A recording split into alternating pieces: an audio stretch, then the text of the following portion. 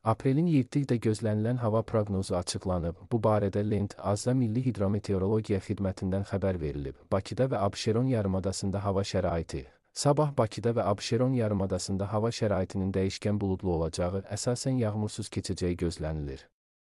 Səhər bəzi yerlərdə duman.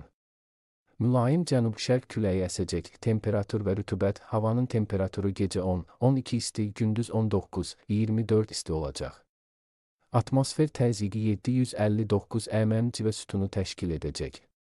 Nisbi rütubət gecə 70-75, gündüz 45-50 olacaq. Azərbaycanın rayonlarında hava şəraiti. Aprelin 7-də Azərbaycanın rayonlarında hava şəraitinin əsasən yağmursuz olacağı gözlənilir.